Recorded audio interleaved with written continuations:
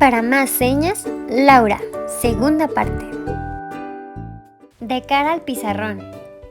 Con mis aparatos auxiliares un problema tenía. Mucha pena me daba que los vieran mis compañeros. No quería que me preguntaran qué era eso o por qué los usaba. Creía que se iban a burlar y me los quitaba antes de ir a la escuela, aunque me quedara sin oír en el salón de clases. Era horrible. Mi lugar estaba hasta atrás y yo no alcanzaba a ver los labios de la maestra Ofelia para saber lo que decía. Cuando explicaba, por ejemplo, una multiplicación, mientras iba poniendo los números, la maestra se volteaba hacia el pizarrón y yo creo que hablaba, porque los demás movían la cabeza diciendo que sí, y yo no me enteraba. Después, así de repente, los demás sacaban sus libros y se ponían a hacer un ejercicio. Yo no entendía. Psst, ¿qué tenemos que hacer? ¿En qué página? ¿Cómo se hace? Le preguntaba yo en voz muy bajita al de junto, pero la maestra me escuchaba y se enojaba conmigo. ¡Laura!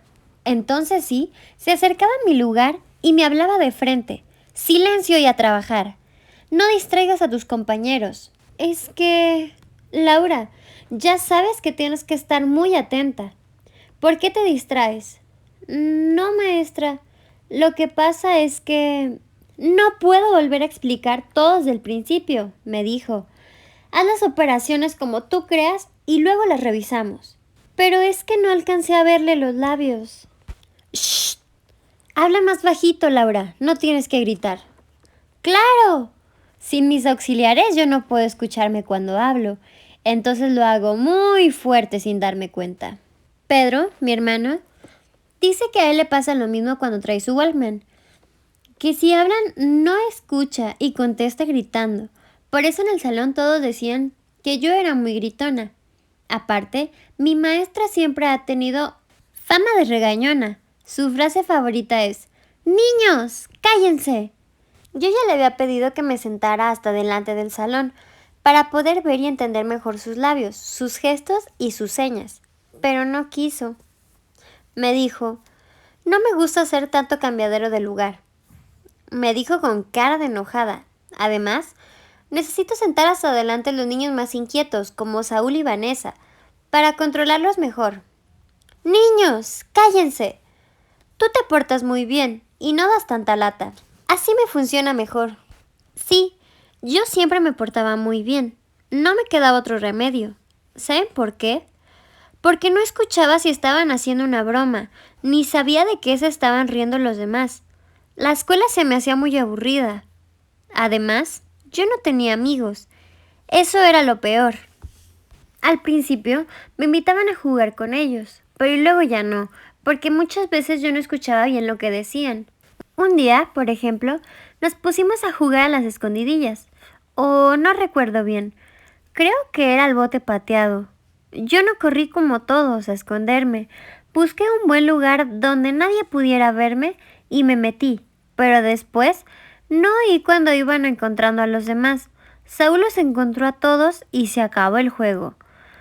Yo me quedé escondida hasta que se terminó el recreo. Cuando me di cuenta, ya todos estaban entrando al salón. Llegué tarde y todos estaban muertos de la risa, menos la maestra Ofelia. ¡Niños, cállense!, dijo una y otra vez, pero por más que los regañó, tardaron muchísimo en quedarse tranquilos. Una vez estaba tan harta de la escuela que le dije a mi papá que ya no quería ir. Prefería quedarme con él, a ayudarle a la tienda. Él me sentó en sus rodillas. A ver, ¿por qué ya no quieres ir, mija?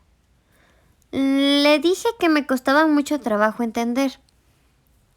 Él me contestó: ¿con todos tus auxiliares auditivos? La verdad, tuve que contarle que por pena me los quitaba. Él me abrazó, pero de todos modos me dijo que me los tenía que poner siempre. También le conté que la maestra me sentaba siempre hasta atrás del salón.